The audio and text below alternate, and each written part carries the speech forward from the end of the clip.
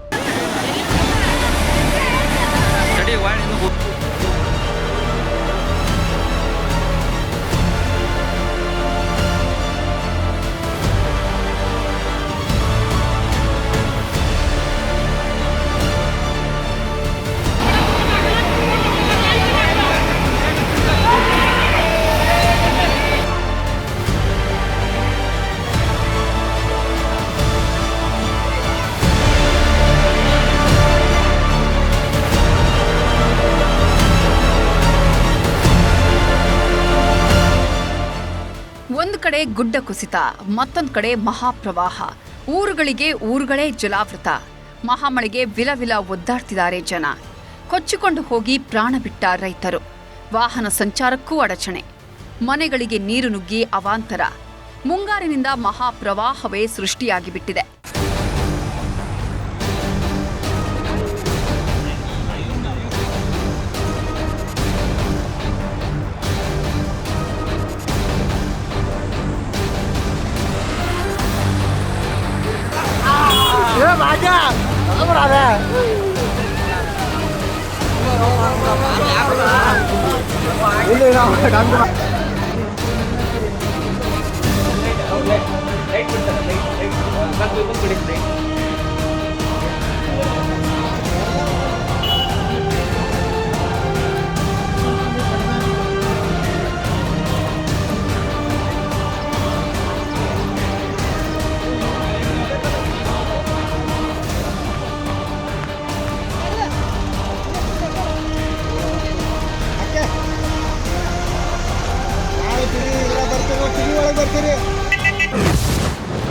ಗಜೇಂದ್ರಗಢ, ಗಡಗಡ, ಮುಳುಗಿ ಹೋದ ಗ್ರಾಮಗಳು. ಟ್ರ್ಯಾಕ್ಟರ್, ಬಸ್ಸು ಜಲಸ್ವಾಹ, ಕೊಚ್ಚಿಕೊಂಡು ಹೋದ ಜನರು. ಗುಡ್ಡ ಕುಸಿತ, ಮನೆಗಳು ಧ್ವಂಸ, ಪ್ರತಿ ಊರುಗಳಿಗೂ ಜಲಕಂಟಕ. ಈ ವರ್ಷ ಶುರುವಾಗಿರೋ ಮುಂಗಾರು ಮಳೆಗೆ ಬ್ರೇಕ್ ಬೀಳ್ತಾನೇ ಇಲ್ಲ. 2-3 ವಾರಗಳಿಂದ ನಿರಂತರವಾಗಿ ಮಳೆ ಸುರಿತಾನೇ ಇದೆ. ರಾಜ್ಯದಲ್ಲಿ ಎಲ್ಲಾ ಕಡೆಯೂ ಮಳೆ ಆಗ್ತಾ ಇದ್ದು, ಉತ್ತರ ಕರ್ನಾಟಕ ಭಾಗದಲ್ಲಿ ಮಳೆ ಪ್ರವಾಹವನ್ನೇ ಸೃಷ್ಟಿಸಿದೆ. ಕರಾವಳಿ ಭಾಗಗಳಲ್ಲೂ ಅಬ್ಬರಿಸಿ ಬೊಬ್ಬಿರಿತಿದೆ. ಮುಂಗಾರಿನ ಮಹಾಮಳೆಗೆ ಇಡೀ ಕರುನಾಡು ಮುಳುಗೇಳ್ತಾ ಇದ್ದು, ಜನ ವಿಲವಿಲ ಒದ್ದಾಡುವಂತಾಗಿದೆ.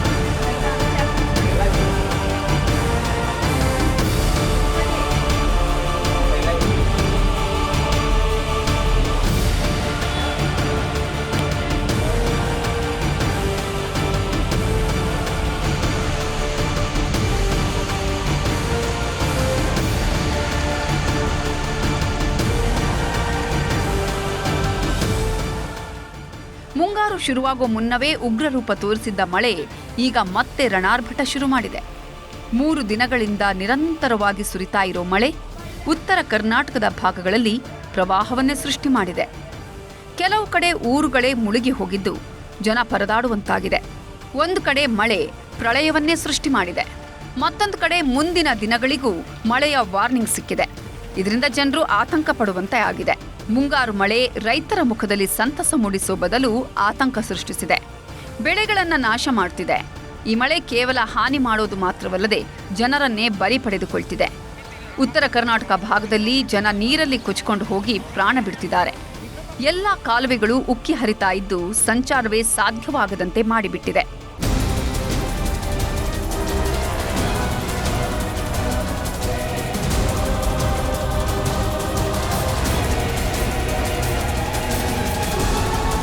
ಉತ್ತರ ಕರ್ನಾಟಕದಲ್ಲಿ ಅತಿ ಹೆಚ್ಚು ಮಳೆ ಹಾನಿಯಾಗ್ತಿದ್ದು ಮನೆಗಳು, ಬೆಳೆಗಳು ಹಾನಿಗೊಳಗಾಗಿವೆ.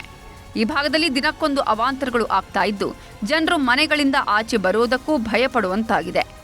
ಉಕ್ಕಿ ಹರಿತಾ ಇರುವ ಹಳ್ಳಕೊಳ್ಳಗಳು ಸಾವಿಗೆ ಆಹ್ವಾನ ನೀಡ್ತಿವೆ. ಜಮೀನುಗಳಿಗೆ ನೀರು ನುಗ್ಗಿ ಅವಾಂತರ ಸೃಷ್ಟಿಯಾಗಿದೆ. ಹಲವು ಸೇತುವೆಗಳು ಜಲಾವೃತವಾಗಿವೆ. ಸೇತುವೆಗಳ ಮೇಲೆ ವಾಹನಗಳು ಸಿಲುಕಿ ಪರದಾಡುವಂತಾಗಿದೆ.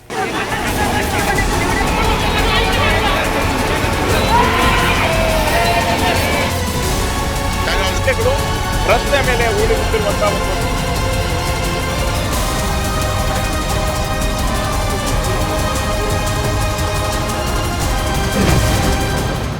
ಅರ್ಧ ಮುಳುಗಿದ ಬಸ್ ಪ್ರಯಾಣಿಕರ ರಕ್ಷಣೆ. ಉತ್ತರ ಕರ್ನಾಟಕದಲ್ಲಿ ಹಳ್ಳಿಗಳಿಗೆ ಸಂಪರ್ಕ ಕಲ್ಪಿಸಲು ಸೇತುವೆಗಳಿದ್ದು ಮಳೆ ಬಂದು ಸೇತುವೆಗಳು ತುಂಬಿ ಹೋದರೆ ಪ್ರಯಾಣ ಮಾಡೋದೇ ದೊಡ್ಡ ಸಾಹಸ ಆಗಿಬಿಡುತ್ತೆ. ಪ್ರಯಾಣಿಸಲೇಬೇಕಾದವರು ಹರಿಯೋ ನೀರಲ್ಲೂ ಪ್ರಯಾಣ ಮಾಡಲು ಸಂಕಷ್ಟಕ್ಕೆ ಸಿಕ್ಕಾಕೊಳ್ತಾರೆ. ಕಳೆದ 3 ದಿನಗಳಿಂದ ಸಾಕಷ್ಟು ಜಿಲ್ಲೆಗಳಲ್ಲಿ ಸೇತುವೆಗಳು ತುಂಬಿ ಹರಿತಿವೆ. ರಸ್ತೆಗಳೇ ಕಾಣದಂತಾಗಿದೆ. ಆದರೂ ಕೆಲವರು ಅದರ ಮೇಲೆ ಸಂಚಾರ ಮಾಡಿ ಸಂಕಷ್ಟಕ್ಕೆ ಸಿಕ್ಕಿ ಹಾಕಿಕೊಳ್ತಿದ್ದಾರೆ.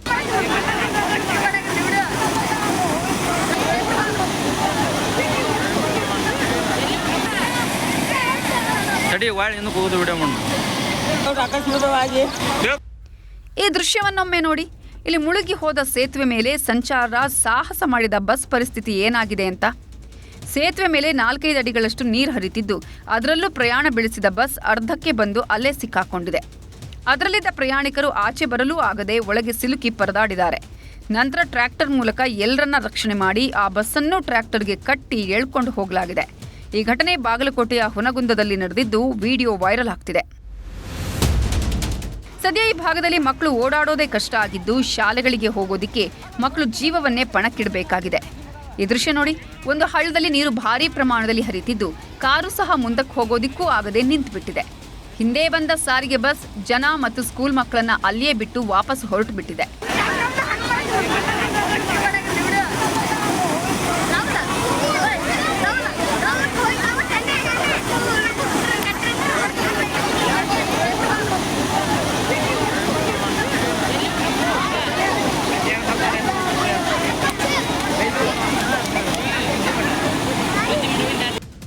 ಸೇತುವೆಗಳ ಮೇಲೆ ಬಸ್ಸು, ಕಾರು, ಲಾರಿ, ದ್ವಿಚಕ್ರ ವಾಹನಗಳು ಸಹಿತ ಓಡಾಡೋದಕ್ಕೆ ಆಗ್ತಿಲ್ಲ. ನೀರಲ್ಲಿ ಟ್ರ್ಯಾಕ್ಟರ್ಗಳು ಮಾತ್ರ ಸಂಚಾರ ಮಾಡ್ತಿದ್ವು. ಶಾಲಾ ಮಕ್ಕಳು, ಪೇಟೆಗೆ ಹೋಗೋ ಜನ ಎಲ್ಲರೂ ಈಗ ಸಂಚಾರಕ್ಕೆ ಟ್ರ್ಯಾಕ್ಟರ್ಗಳನ್ನೇ ಅವಲಂಬಿಸುವಂತಾಗಿದೆ. ಹರಿಯೋ ನೀರಲ್ಲಿ ಟ್ರ್ಯಾಕ್ಟರ್ಗಳು ಜನರ ಜೀವನದ ಜೊತೆಗೆ ಚೆಲ್ಲಾಟಾಡ್ತಿವೆ. ನೀರಲ್ಲಿ ಸಿಲುಕಿದ ಟ್ರ್ಯಾಕ್ಟರ್, ಪ್ರಾಣ ಭಯದಲ್ಲಿ ಕಿರುಚಾಡಿದ ಜನ. ತುಂಬಿ ಹರಿತಿರೋ ಹಳ್ಳಗಳು, ಮೊಳಕಾಲುದ್ದ ಕೆಸರಲ್ಲಿ ಟ್ರ್ಯಾಕ್ಟರ್ಗಳು ಸಹ ಓಡಾಡೋದಿಕ್ಕೆ ಆಗ್ತಾ ಇಲ್ಲ. ರಾಯಚೂರಲ್ಲಿ ಭಾರೀ ಮಳೆ ಹಿನ್ನೆಲೆ ಹಳ್ಳದಲ್ಲಿ ಟ್ರ್ಯಾಕ್ಟರ್ ಸಿಲುಕಿ ಪ್ರಯಾಣಿಕರು ಪರದಾಟ ನಡೆಸಿದ್ದಾರೆ. ಆ ವಿಡಿಯೋ ಜೀವ ಜಲ್ಲೆನಿಸುವಂತಿದೆ. ಮಸ್ಕಿ ತಾಲೂಕಿನ ಚಿಕ್ಕ ಉದ್ಬಾಳ ಗ್ರಾಮದ ಬಳಿ ಈ ಘಟನೆ ನಡೆದಿದೆ. ಟ್ರ್ಯಾಕ್ಟರ್ ಮುಗುಚಿ ಬೀಳುತ್ತೆ ಅನ್ನುವಾಗ ಜನ ಜೀವ ಭಯದಲ್ಲಿ ಕಿರುಚಾಡಿದ್ದಾರೆ.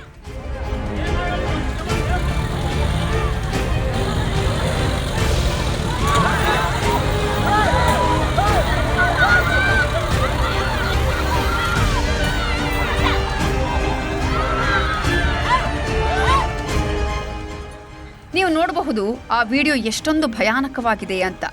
ಬಳಗನೂರು ಗ್ರಾಮದಿಂದ ಚಿಕ್ಕ ಉದ್ಬಾಳ ಜಾತ್ರೆ ಹೊರಟಿದ್ದ ಟ್ರ್ಯಾಕ್ಟರ್ ಹಳ್ಳ ಹತ್ತಿಸಲಾಗದೆ ಮುಗುಚಿಕೊಳ್ಳುವಂತಾಗಿದ್ದು, ಇನ್ನೇನು ಟ್ರ್ಯಾಕ್ಟರ್ ನೀರಲ್ಲಿ ಮುಗುಚಿಕೊಳ್ಳುತ್ತೆ ಅಂತ ಅಲ್ಲಿದ್ದವರೆಲ್ಲ ಕಿರ್ಚಾಡ್ಕೊಂಡಿದ್ದಾರೆ. ಈ ವೇಳೆ ಅವಸರವಾಗಿ ಇಳಿಯೋ ವೇಳೆ ಬಾಲಕನೊಬ್ಬನ ಕೈ ಬೆರಳೆ ಮುರಿದಿದೆ. ಅಲ್ಲಿ ಹಳ್ಳ ಹತ್ತಿಸಲು ಸಾಧ್ಯವಾಗದೇ ಇದ್ರೂ ಟ್ರ್ಯಾಕ್ಟರ್ ಚಾಲಕ ಜನರ ಪ್ರಾಣವನ್ನ ಪಣಕ್ಕಿಟ್ಟು ಹುಚ್ಚಾಟ ಆಡಿದ್ದಾನೆ. ಇದರಿಂದ ಟ್ರ್ಯಾಕ್ಟರ್ ಇಂಜಿನ್ ಮೇಲಕ್ಕೆತ್ತಿ ಮತ್ತೆ ಕೆಳಕ್ಕೆ ಬಿದ್ದಿದೆ. ಹೀಗೆ ಸ್ವಲ್ಪ ಹೊತ್ತು ಪ್ರಯತ್ನ ಮಾಡಿದ ನಂತರ ಜನರೆಲ್ಲ ಕೆಳಕ್ಕಿಳಿದು ನಡ್ಕೊಂಡು ಹೋಗಿದ್ದಾರೆ.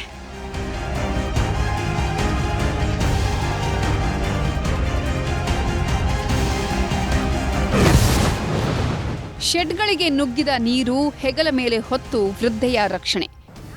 ವಿಜಯಪುರ ಜಿಲ್ಲೆಯ ಸಿಂದಗಿ, ಮುದ್ದೆಬಿಹಾಳ ಸೇರಿದಂತೆ ಹಲವು ಕಡೆ ಎಡಬಿಡದೆ ಸುರಿತಿರೋ ಮಳೆ ಭಾರೀ ಅವಾಂತರಗಳನ್ನು ಸೃಷ್ಟಿಸಿದೆ. ಬಸವನ ಬಾಗೇವಾಡಿಯಲ್ಲಿ ತಗಡಿನ ಶೆಡ್ಗಳಿಗೆ ಮಳೆ ನೀರು ನುಗ್ಗಿದ್ದು ಮನೆಗಳ ಮುಂದೆ ಕೃತಕ ಕೆರೆ ನಿರ್ಮಾಣವಾಗಿದೆ. ನೀರು ರಭಸವಾಗಿ ಹರಿತಿದ್ದು ಒಂದು ಕಡೆಯಿಂದ ಮತ್ತೊಂದು ಕಡೆಗೆ ರಸ್ತೆ ದಾಟಲು ಆಗ್ತಿಲ್ಲ. ಮಕ್ಕಳು ಮತ್ತು ವೃದ್ಧರನ್ನ ಹೆಗಲ ಮೇಲೆ ಹೊತ್ಕೊಂಡು ಹೋಗಬೇಕಾದ ಪರಿಸ್ಥಿತಿ ನಿರ್ಮಾಣವಾಗಿದೆ.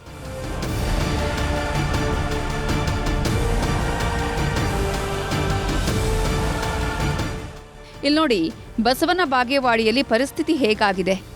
ಶೆಡ್ಗಳಿಗೆ ನುಗ್ಗಿರೋ ನೀರು ಆ ಶೆಡ್ಗಳನ್ನೇ ಧ್ವಂಸ ಮಾಡಿ ಆಚೆ ಬರ್ತಿವೆ. ಶೆಡ್ಗಳಲ್ಲಿ ವಾಸವಾಗಿದ್ದ ಜನ ಇದರಿಂದ ಸಂಕಷ್ಟಕ್ಕೆ ಸಿಲುಕಿದ್ದು ಮನೆಗಳಲ್ಲಿ ಇದ್ದವರೇ ಅವರನ್ನ ರಕ್ಷಣೆ ಮಾಡಿ ಸುರಕ್ಷಿತ ಪ್ರದೇಶಗಳಿಗೆ ಕರ್ಕೊಂಡು ಬಂದು ಬಿಡ್ತಿದ್ದಾರೆ. ನೋಡಿ, ಇಲ್ಲೊಬ್ಬ ವ್ಯಕ್ತಿ ವೃದ್ಧೆಯನ್ನ ಹೇಗೆ ಎತ್ಕೊಂಡು ಬಂದು ರಸ್ತೆ ದಾಟಿಸ್ತಿದ್ದಾರೆ ಅಂತ. ಅಲ್ಲಿ ಸ್ವಲ್ಪ ಯಾಮಾರಿದ್ರೂ ಆ ವೃದ್ಧೆಯ ಜೊತೆಗೆ ಆ ವ್ಯಕ್ತಿಯೂ ಕೊಚ್ಕೊಂಡು ಹೋಗೋ ಸಾಧ್ಯತೆ ಇತ್ತು. ಅವರು ಸೇಫ್ ಆಗಿ ರಸ್ತೆ ದಾಟಲು ಮತ್ತೊಂದು ಬದಿ ಇದ್ದವರು ಸಹಾಯ ಮಾಡಿದ್ದಾರೆ. 4-5 ಜನ ಸೇರ್ಕೊಂಡು ಅವರನ್ನ ರಸ್ತೆ ದಾಟಲು ಸಹಾಯ ಮಾಡಿಸಿದ್ದಾರೆ. ಸದ್ಯ ಆ ಪ್ರದೇಶದಲ್ಲಿರೋ ಜನರಿಗೆ ಜಲಕಂಟಕ ಶುರುವಾಗಿದೆ. ಹಲವು ಮನೆಗೆ ರಭಸವಾಗಿ ಮಳೆ ನೀರು ನುಗ್ಗಿದ ಹಿನ್ನೆಲೆ ನಿವಾಸಿಗಳು ಪರದಾಟ ನಡೆಸಿದ್ದಾರೆ. ದವಸ ಧಾನ್ಯ ನೀರು ಪಾಲಾಗಿವೆ. ಸ್ಥಳಕ್ಕೆ ಅಧಿಕಾರಿಗಳು ಭೇಟಿ ಕೊಟ್ಟು ಪರಿಶೀಲನೆ ನಡೆಸಿದ್ದಾರೆ. ಅಲ್ಲಿದ್ದವರನ್ನ ಸುರಕ್ಷಿತ ಪ್ರದೇಶಗಳಿಗೆ ಬಿಡುವ ಕೆಲಸ ಮಾಡಲಾಗ್ತಿದೆ.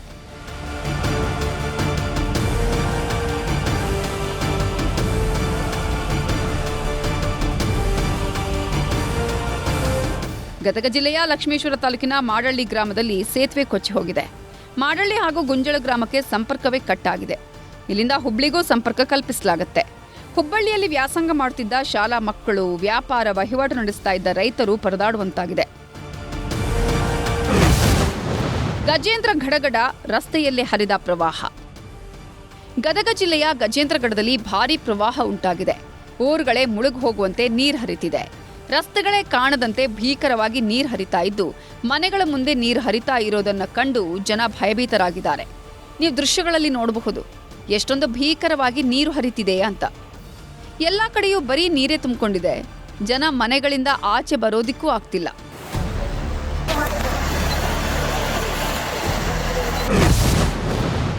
ಬೆಣ್ಣೆಹಳ್ಳದಲ್ಲಿ ಮುಳುಗಿದ ಬೆಳೆಗಳು. ಮುಂಗಾರು ಮಳೆ ರೈತರ ಜೀವನಾಡಿ. ಈಗಾಗಲೇ ಮಳೆಗೆ ರೈತರು ಬಿತ್ತನೆ ಕೆಲಸಗಳನ್ನು ಶುರು ಮಾಡಬೇಕಿತ್ತು. ಆದರೆ ಈ ಮಳೆ ರೈತರಿಗೆ ಶಾಪವಾಗಿ ಪರಿಣಮಿಸಿದೆ. ರೈತರು ಬೆಳೆದ ಬೆಳೆಗಳನ್ನೇ ಸರ್ವನಾಶ ಮಾಡ್ತಿದೆ. ಗದಗ ಜಿಲ್ಲೆಯಲ್ಲಿ ನಿರಂತರ ಮಳೆಗೆ ಭಾರೀ ಪ್ರಮಾಣದಲ್ಲಿ ಬೆಳೆಗಳು ಹಾನಿಯಾಗಿವೆ. ತೆಂಗು, ಕಬ್ಬು ಸೇರಿದಂತೆ ಹಲವಾರು ಬೆಳೆಗಳು ನೀರಲ್ಲಿ ಮುಳುಗಿ ಹೋಗಿವೆ. ಈ ದೃಶ್ಯಗಳನ್ನೊಮ್ಮೆ ನೋಡಿ. ಹಾಕಿದ್ದ ಬೆಳೆಗಳೆಲ್ಲ ನೀರಲ್ಲಿ ಮುಳುಗಿ ಹೋಗಿದ್ದು ರೈತರು ಕಂಗಾಲಾಗಿ ತಲೆ ಮೇಲೆ ಕೈ ಹೊತ್ತು ಕೂತಿದ್ದಾರೆ. ಬೆಣ್ಣೆಹಳ್ಳದ ಪ್ರವಾಹದಿಂದ ರೈತರ ಬೆಳೆಗಳು ನಾಶವಾಗಿವೆ. ಸಾವಿರಾರು ಎಕರೆ ಜಮೀನುಗಳು ಹೊಳೆಯಂತಾಗಿವೆ. ಬಿತ್ತನೆ ಮಾಡಿದ ಹೆಸರು, ಈರುಳ್ಳಿ, ಗೋವಿನ ಜೋಳ ನಾಶವಾಗಿದೆ. ಕಬ್ಬಿನ ಗದ್ದೆಗೆ ಹಳ್ಳದ ನೀರು ನುಗ್ಗಿ ರೈತರಿಗೆ ತೊಂದರೆಯಾಗಿದೆ. ರೈತರು ತೊಂದರೆಯನ್ನ ಅನುಭವಿಸ್ತಾ ಇದ್ದು ಪರಿಹಾರ ಕೊಡಿ ಅಂತ ಒತ್ತಾಯಿಸಿದ್ದಾರೆ. ಅಧಿಕಾರಿಗಳು ಏನು ಹೇಳ್ತಾರಪ್ಪ ಅಂತಂದ್ರೆ ಬರೋದು ತಮ್ಮ ಮುಂದೆ ಅದನ್ನು ಮಾಡೇವಿ ಇದನ್ನು ಮಾಡೇವಿ ಅಂತ ಮಾಧ್ಯಮದ ಮುಂದೆ ಹೇಳೋಗ್ತಾರೆ. ಇವತ್ತುವರೆಗೂ ನಮ್ಮ ಯಮಗಲ್ ಗ್ರಾಮದ ರೈತರಿಗೆ 10 ರೂಪಾಯಿನೂ ಪರಿಹಾರ ಬತ್ತಿಲ್ಲ. ನಾವು ಬೇಕಾದ್ರೆ ಸಾಕ್ಷಿ ಕೊಡಂದ್ರೂ ಕೊಡ್ತೀವಿ ಮಾಧ್ಯಮದ ಮುಖಾಂತರ. ಅವ್ರ ಕೈ ಕೊಡೋದಿಲ್ಲ ನಾವು. ಅದು ಯಾವುದೋ ಇಲೆಪ್ಪನ ಪೆಟ್ಟು ಗಣಪ ಕಣ್ಣು ಒಂದು ರೈತರಿಗೆ ಯಾರೋ ಮಾಡಿದ ತಪ್ಪಿಗೆ ರೈತರಿಗೆ ಪೆಟ್ಟು ಬೀಳಾಗತ್ತೈತಿ. ದಯವಿಟ್ಟು ಸರ್ಕಾರ, ಕೇಂದ್ರ ಮತ್ತು ರಾಜ್ಯ ಸರ್ಕಾರಗಳು ರೈತರ ಬಗ್ಗೆ ಎಚ್ಚೆತ್ತುಕೊಳ್ಬೇಕಾಗತ್ತೆ. ಮುಂದಿನ ನಡೆ ಹೇಳಿ ಸರ್. ಈಗಾಗಲೇ ಎ ಸಿ ಅವರು ಬಂದು ನಮ್ಮ ಗ್ರಾಮಕ್ಕೆ ಭೇಟಿ ಕೊಟ್ಟಿದ್ದರು. ಅವ್ರಿಗೆ ನಾವು ಗಡುವು ಕೊಟ್ಟಿವಿ. ಬೆಣ್ಣೆಹಳ್ಳದ ಇಳಿದ 3 ದಿವಸಕ್ಕೆ ನಮಗೆ ಪರಿಹಾರ ಬರೆದಿದ್ರೆ ನಾವು ಜಿಲ್ಲಾಧಿಕಾರಿಗಳ ಆಫೀಸಿಗೆ ಬರೋದಿಲ್ಲ. ನಿಮ್ಮನ್ನು ನಾವು ಇಲ್ಲಿ ಕರೆಸುವಂಥ ಶಕ್ತಿ ನಮ್ಮ ಯಾವಗಲ್ ಗ್ರಾಮದ ರೈತರಿಗೆ ಐತೆ ಅಂತೇಳಿ ಅವ್ರಿಗೆ ವಾರ್ನಿಂಗ್ ಮಾಡೇ ಕಳಿಸೇವೆ ಸರ್. ಇನ್ನು ಧಾರವಾಡ ಜಿಲ್ಲೆಯಲ್ಲೂ ಅತಿ ಹೆಚ್ಚು ಬೆಳೆ ಹಾನಿಯಾಗಿದೆ. ತೆಂಗಿನ ತೋಟಗಳಿದ್ದ ಜಾಗವೆಲ್ಲ ಈಗ ಕೆರೆಯಂತಾಗಿದೆ. ಗಿಡಗಳು ಕೊಳೆತು ಹೋಗೋ ಭೀತಿ ಎದುರಾಗಿದೆ. ಇನ್ನೂ 4-5 ದಿನ ನೀರು ಆವಿಯಾಗಿಲ್ಲ ಅಂದರೆ ಬೆಳೆಗಳು ಸಂಪೂರ್ಣವಾಗಿ ಹಾನಿಯಾಗೋ ಸಾಧ್ಯತೆ ಇದೆ. ಇದಕ್ಕೆ ರೈತರೀಗ ಆತಂಕ ಪಡ್ತಾ ಇದ್ದಾರೆ. ನೀವು ದೃಶ್ಯಗಳಲ್ಲಿ ನೋಡಬಹುದು ತೆಂಗಿನ ತೋಟ ಯಾವ ಹಂತಕ್ಕೆ ಮುಳುಗಿ ಹೋಗಿದೆ ಅಂತ. ಇಲ್ಲಿ ಶ್ರೀಗಂಧ ಬೆಳೆದಿದ್ದೇವೆ ಸರ್. ಆಮೇಲೆ ನುಗ್ಗಿ ಬೆಳೆದಿದ್ದೇವೆ, ಪಪ್ಪಾಯಿ ಬೆಳೆದಿದ್ದೇವೆ, ಲಿಂಬು, ಕರಿಬೇವು, ತೆಂಗಿನ ಗಿಡ ಬೆಳೆದಿದ್ದೇವೆ. ಆಮೇಲೆ ಇದು ಸುಮಾರು ವರ್ಷಗಳಿಂದ ಹೀಗೆ ಆಗ್ತಾ ಬರ್ತಾ ಇದೆ. ಮಳೆ ಬಂತಂದರೆ ಇದೇ ಪ್ರಮಾಣ. ಈಗ 2 ತಿಂಗಳಿಂದ ನಾವು ಎಲ್ಲ ಮಾಡಿದ್ವಿ ನಾವು ಪ್ಲಾಂಟೇಶನ್. ಈಗೆಲ್ಲ ಹಾಳಾಗಿ ಹೋಯ್ತು ರೀ ನೀರಲ್ಲಿ. ವರ್ಷ ಇದೇ ರೀತಿ ಆಗ್ತಾಯಿದೆ. ವರ್ಷದಲ್ಲಿ 2-3 ಟೈಮು ಇದೇ ರೀತಿ ಹಳ್ಳ ಬರ್ತಾಯಿದೆ. ಇದರಾಗಿ ಅಲೋವೆರಾನು ಹೋದ ವರ್ಷ ಹಳ್ಳ ಬಂದು ಅಲೋವೆರಾನು ಒಂದು 15-20 ಲಕ್ಷ ರೂಪಾಯಿ ನಾವು ಲಾಸ್ ಆದ್ವಿ. ಈ ವರ್ಷನೂ ನೋಡಿ ಶ್ರೀಗಂಧದಲ್ಲಿ 7-8 ಲಕ್ಷ ರೂಪಾಯಿ ಖರ್ಚು ಮಾಡಿ ಎಲ್ಲ ಮಾಡಿದ್ವಿ ನಾವು. ಇದು ಲಾಸ್ ಆಯಿತು. ಇದೇ ರೀತಿ ಆಗ್ತಾಯಿದೆ. ಒಂದ್ ಕಡೆ ಬೆಳೆಗಳು ಮುಳುಗಿ ಹೋಗಿದ್ರೆ ಮತ್ತೊಂದು ಕಡೆ ಗ್ರಾಮಗಳೇ ಮುಳುಗುವ ಭೀತಿ ಎದುರಾಗಿದೆ. ಗದಗ ಜಿಲ್ಲೆಯ ರೋಣ ತಾಲೂಕಿನ ಹಲವು ಗ್ರಾಮಗಳಿಗೆ ಬೆಣ್ಣೆಹಳ್ಳದಿಂದ ಪ್ರವಾಹ ಭೀತಿ ಎದುರಾಗಿದೆ. ಅಸುಟಿ ಗ್ರಾಮಕ್ಕೆ ಬೆಣ್ಣೆಹಳ್ಳದ ನೀರು ನುಗ್ಗಿದ್ದು ಬಸ್ ನಿಲ್ದಾಣವೂ ಮುಳುಗಡೆಯಾಗಿದೆ. ಗ್ರಾಮಸ್ಥರಲ್ಲಿ ಕ್ಷಣ ಕ್ಷಣಕ್ಕೂ ಆತಂಕ ಹೆಚ್ಚಾಗ್ತಿದ್ದು ಬೆಣ್ಣೆಹಳ್ಳದ ಪ್ರವಾಹಕ್ಕೆ ಜನ ಬೆಚ್ಚಿ ಬಿದ್ದಿದ್ದಾರೆ. ಅಸುಟಿ ಗ್ರಾಮದ ಜನರನ್ನ ಶಿಫ್ಟ್ ಮಾಡುವಂತೆ ಗ್ರಾಮಸ್ಥರು ಒತ್ತಾಯ ಮಾಡ್ತಿದ್ದಾರೆ.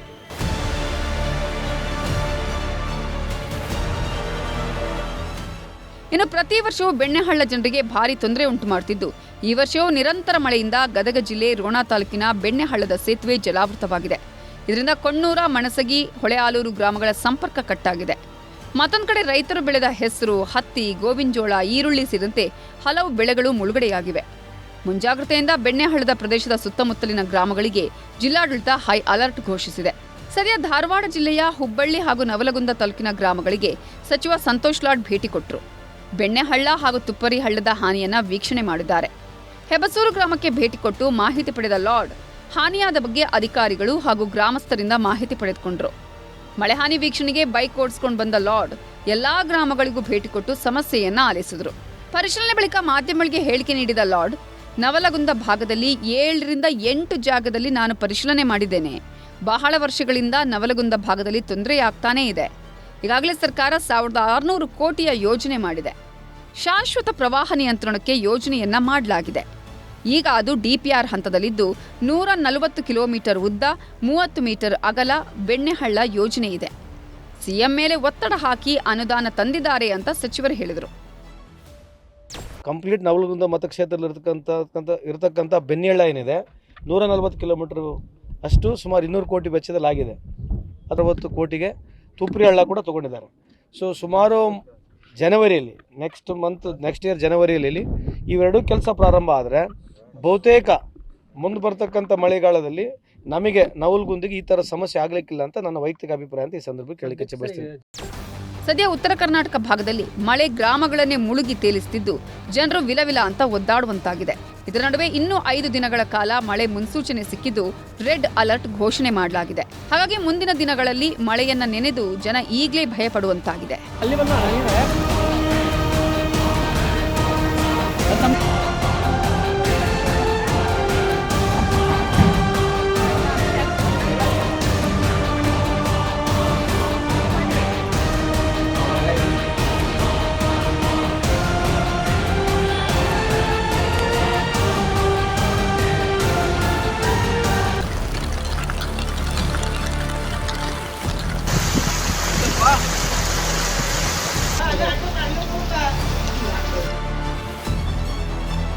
ये देखो भाई, नदी आ गई है यहाँ पे।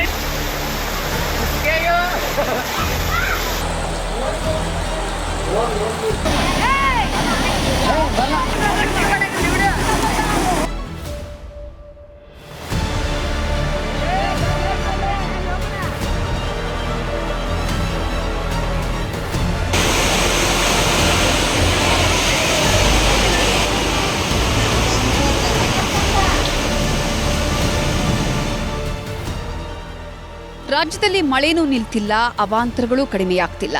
ರಾಜ್ಯದಲ್ಲಿ ಸುಮಾರು 2 ವಾರಗಳಿಂದಲೂ ಮಳೆ ನಿರಂತರವಾಗಿ ಸುರಿತಿದ್ದು ಅವಾಂತರಗಳನ್ನು ಹೊತ್ತು ತರ್ತಿದೆ. ಕೆಲವು ಕಡೆ ಮಳೆ ಅಬ್ಬರಿಸಿ ಬೊಬ್ಬಿರಿದ್ರೆ ಇನ್ನೂ ಕೆಲವು ಕಡೆ ಸಾಧಾರಣ ಮಳೆಯಾಗ್ತಿದೆ. ಒಟ್ಟಾರೆ ರಾಜ್ಯದಲ್ಲಿ ಮಳೆ ಇಲ್ಲದ ಜಿಲ್ಲೆಗಳೇ ಕಾಣಿಸ್ತಿಲ್ಲ. ಮಲೆನಾಡು, ಕರಾವಳಿ, ಉತ್ತರ ಕರ್ನಾಟಕ ಭಾಗದಲ್ಲಿ ಪ್ರವಾಹ ಪರಿಸ್ಥಿತಿ ನಿರ್ಮಾಣವಾಗಿದೆ.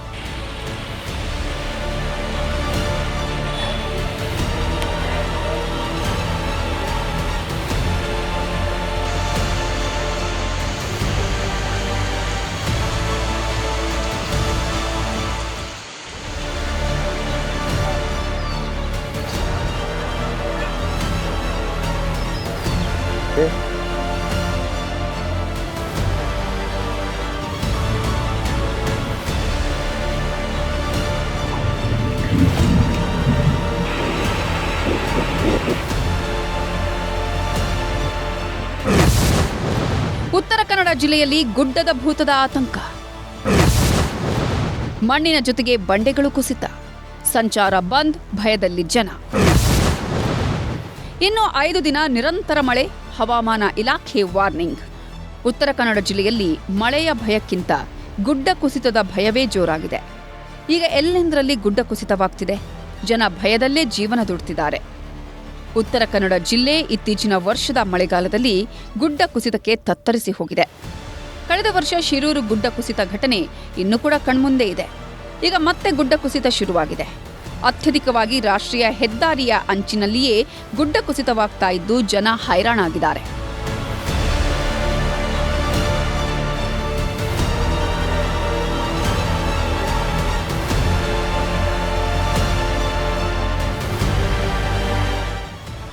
ಕರಾವಳಿ ತಾಲೂಕುಗಳಿಂದ ಹಾದುಹೋದ ರಾಷ್ಟ್ರೀಯ ಹೆದ್ದಾರಿ 66 ಮತ್ತು ಶಿರ್ಸಿ ಮತ್ತು ಕುಮಟಾ ಸಂಪರ್ಕದ ರಾಷ್ಟ್ರೀಯ ಹೆದ್ದಾರಿ 766ರ ಈ ರಸ್ತೆಯಲ್ಲಿ ಕಳೆದ 2 ದಿನದಿಂದ ನಿರಂತರವಾಗಿ ಗುಡ್ಡ ಕುಸಿತಾ ಇದೆ. 766ರ ಶಿರ್ಸಿ ಕುಮಟಾ ಹೆದ್ದಾರಿಯಲ್ಲಿ ರಸ್ತೆ ಅಗಲೀಕರಣದ ಅಭಿವೃದ್ಧಿ ಕಾಮಗಾರಿ ನಡೆಯುತ್ತಿದ್ದು ಭಾರೀ ವಾಹನ ಸಂಚಾರಕ್ಕೆ ನಿಷೇಧ ಹೇರಿ ಲಘು ವಾಹನ ಸಂಚಾರಕ್ಕೆ ಮಾತ್ರ ಅವಕಾಶ ಮಾಡಿಕೊಡಲಾಗಿತ್ತು. ಈ ನಡುವೆ ಈಗ ಗುಡ್ಡ ಕುಸಿತವಾಗ್ತಾ ಇದೆ. ಭಯದ ವಾತಾವರಣ ಮತ್ತೆ ಸೃಷ್ಟಿಯಾಗಿದೆ. ಈಗಾಗಲೇ ಈ ಮಾರ್ಗವಾಗಿ ಲಘು ವಾಹನ ಸಂಚಾರಕ್ಕೂ ನಿರ್ಬಂಧ ಹೇರಲಾಗಿದೆ. ಸಂಪೂರ್ಣವಾಗಿ ಈ ಮಾರ್ಗವಾಗಿ ಮಳೆಗಾಲ ಮುಗಿಯುವವರೆಗೂ ವಾಹನ ಸಂಚಾರಕ್ಕೆ ನಿರ್ಬಂಧ ಹೇರಬೇಕು ಅಂತ ಜನ ಆಗ್ರಹಿಸುತ್ತಿದ್ದಾರೆ. ವಾಹನಗಳು ಹೋಗುವಾಗ ಗುಡ್ಡ ಕುಸಿದ್ರೆ ಅದರಿಂದ ಯಾರ್ದಾದ್ರೂ ಜೀವಕ್ಕೆ ಅಪಾಯ ಆಗೋ ಚಾನ್ಸ್ ಇದೆ. ಹಾಗಾಗಿ ಈ ಗುಡ್ಡ ಕುಸಿತ ಈ ಗುಡ್ಡ ಕುಸಿತ ಮುಗಿಯುವವರೆಗೆ ಮಳೆಗಾಲ ಮುಗಿಯುವವರೆಗೆ ಇಲ್ಲಿ ಲಘು ವಾಹನಗಳ ಸಂಚಾರವನ್ನು ರದ್ದುಪಡಿಸಬೇಕು. ಇನ್ನು ಉತ್ತರ ಕನ್ನಡ ಜಿಲ್ಲೆಯಲ್ಲಿ ಎಷ್ಟೇ ಮಳೆಯಾದರೂ ಯಾವುದೂ ಅನಾಹುತಗಳು ಸಂಭವಿಸುತ್ತಿರಲಿಲ್ಲ. ಆದರೆ ಕಳೆದ 3 ವರ್ಷದಿಂದ ಅಲ್ಪ ಸ್ವಲ್ಪ ಮಳೆಯಾದರೂ ಕೂಡ ಅಲ್ಲಲ್ಲಿ ಗುಡ್ಡ ಕುಸಿತ, ತಗ್ಗು ಪ್ರದೇಶಗಳು ಜಲಾವೃತವಾಗುವ ಪರಿಸ್ಥಿತಿ, ಪ್ರವಾಹ ಪರಿಸ್ಥಿತಿ ಇವೆಲ್ಲವೂ ನಿರ್ಮಾಣವಾಗ್ತಿದೆ.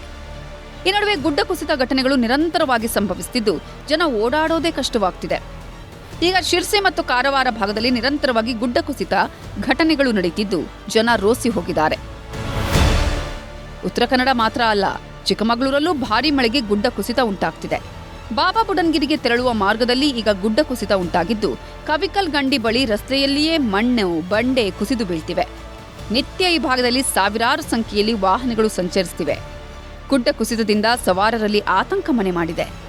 ಚಿಕ್ಕಮಗಳೂರು ಜಿಲ್ಲೆಯಾದ್ಯಂತ ಈಗಾಗಲೇ ರೆಡ್ ಅಲರ್ಟ್ ಘೋಷಣೆ ಮಾಡಲಾಗಿದ್ದು ಅಂಗನವಾಡಿಗಳಿಗೆ ರಜೆ ಘೋಷಿಸಲಾಗಿದೆ.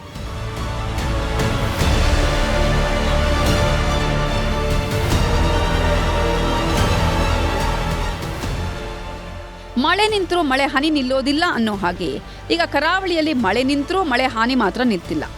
ನಿರಂತರ ಮಳೆಗೆ ಚೆನ್ನಾಗಿ ನೆಂದಿರೋ ಮನೆಗಳು ಇದ್ದಕ್ಕಿದ್ದಂತೆ ಕುಸಿದು ಬೀಳ್ತಿವೆ. ಗುಡ್ಡಗಳು ಮನೆಗಳ ಮೇಲೆಯೇ ಬಂದು ಬೀಳ್ತಿವೆ. ಇದರಿಂದ ಜನ ಮನೆಯಲ್ಲಿ ನೆಮ್ಮದಿಯಿಂದ ನಿದ್ದೆ ಮಾಡೋದಿಕ್ಕೂ ಆಗ್ತಿಲ್ಲ. ಒಂದ್ ಕಡೆ ಮಳೆ, ಮತ್ತೊಂದ್ ಕಡೆ ಗುಡ್ಡ ಕುಸಿತ ಜನರನ್ನ ಹೈರಾಣಾಗಿಸಿದೆ.